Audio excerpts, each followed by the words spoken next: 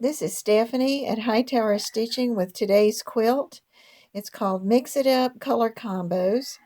It came from the 2005 Better Homes and Gardens magazine, American Patchwork, and it's a version of the log cabin. I don't have a wall for a planning wall, so here is my planning floor. And you can see I've got several of my blocks finished except for two of them. And my quilt's going to be 4 blocks by 5 blocks. And then to make it larger, you put a nice 4.5-inch border or any border that you want to on it. But if you look at it, you can see that the cream, the white that's in there, make this pop. And it is so pretty and spring-like. And what I liked was that you would use 2 different colors together, and any color you can see works. And it was so much fun. I started putting 2 colors together, and at first it was kind of hard. And then all of a sudden I was putting them together right and left, and I actually ended up with too many. The 2 holes that are left are for 2 pink quilt squares that I'm going to show you in a second, the parts that haven't been put together.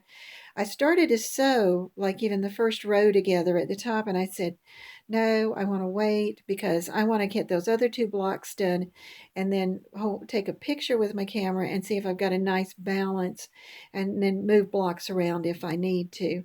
So this is a 4 by 5. This is the basic plan. There are 2 blocks, and I kept up with them by looking at the center block. And so this one is the one that starts with a print in the middle and then has the rows of white and then a color and a row of white and the colors. And that center block, you can use any color that you want to. That was kind of fun too, to mix that up with 3. All of the prints or the colored pieces are 2 inches wide. All of the white or cream pieces are 1.5 inches wide, and that makes that really easy to cut out. And this is the second block. And if you look at it, you'll see that both of the blocks started with a 3 by 3 square in the center. This one's got the white block in the middle, then the color, the white, the color, and the white again on the outside. And you can see unfinished, this ends up being a 13-inch square before they're sewed together. So a 13-inch strip is a lot of fun to work with. If you wanted to make a twin quilt, it would be 12 blocks by 12 blocks. They used a 4.5-inch wide border around the outside, and they just mixed colors together. And the backing would be 5 yards. Mine is not going to be that big. Mine's going to be more like a lap quilt. Now, I wanted to talk about cutting your strips out for just a minute. You know that one way you can get your material will be stretchy if you cut the length of your material along the salvages. There is no give there. So you'll need to decide which way you'd like to do that. On mine, I went ahead and laid it, folded selvage to selvage and folded it. And then I was able to cut the long strips and then cut them apart. But later, as I was going, I'd cut my long pieces and then I didn't cut them apart, and I'll show you that as we go. And the same thing is true about your prints or your colored pieces, because if you have to know whether you've got that give or not, because even though this should be the easiest square and you got exact amounts for each strip, it can get kind of funny, and I'll show you some ways that maybe it'll help. And one of them, though, is to look at the way you're getting your fabric to go.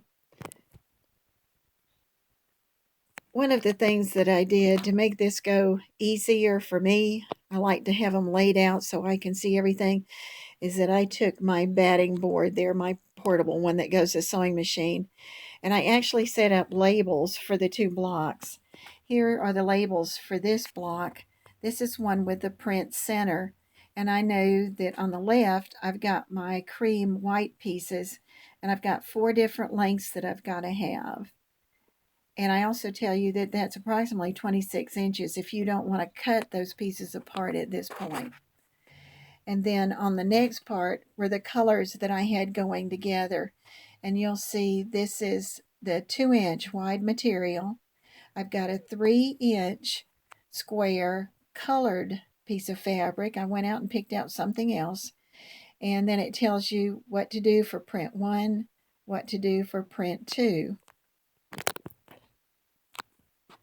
Then I looked at the next block that I wanted to construct, and I made myself 2 cards, and I have this 1.5-inch wide white fabric. I tell you exactly what to cut: 2 13-inch, 2 11-inch, 2 8-inch, and 2 6-inch. And that would be a 38-inch strip, because that's going to take more. And it's got the 3x3 square in the middle. And then the other part does the prints, which are the 2-inch wide. And you're ready to go. And as I got to making my squares, I said, I want to get to machine chaining some of these so it'd go just a little faster, because the strips are pretty long. So I went ahead and I set up one on top of another one, and I actually got where I did 6 at one time. But you start making your squares first and don't worry about things like that till you get ready for it. Here's an example of the white center, and you can see the boxes go all the way around. So you'd have 2 long pieces and 2 short pieces. And then when I got ready to press it, they suggested that you press away from the center, and you can do that. And then if you've seen mine, I like to do open them when I can, so I don't have a whole lot of bulk.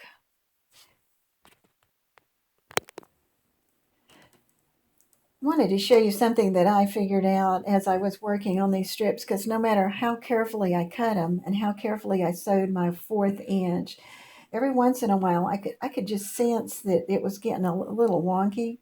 So especially when I got to the long pieces, I said, okay, well, these I cut to size. So I'm going to pin this end, and I'm going to go down and pin the other end, and then I'm going to stick one in the middle. Now, you'll see that I have a walking foot on here. Can you pause for a minute? Had to thread my machine. I forgot to do that. So I've got it pinned to hold it in place. And you'll see that I've got a walking foot. But sometimes when you have these long strips, the walking foot still needs something to help hold the material in place. That was one thing. And then when I got worried about my 1/4 of an inch, and that maybe that was what was making this sort of wonky, I went ahead and I measured a 1/4 of an inch, and I drew a line.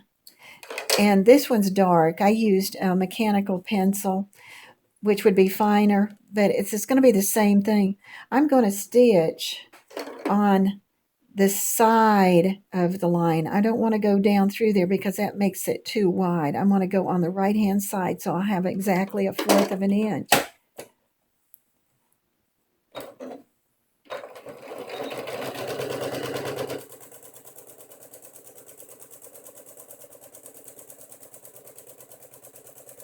And you can see how the pins are help holding that fabric, and I don't have to worry about it after.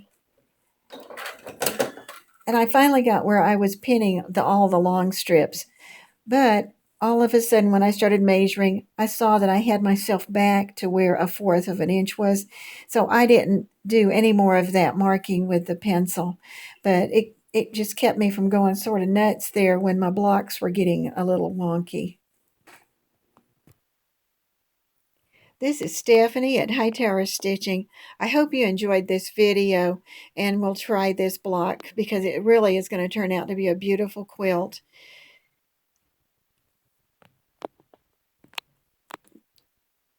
Please subscribe and hit like.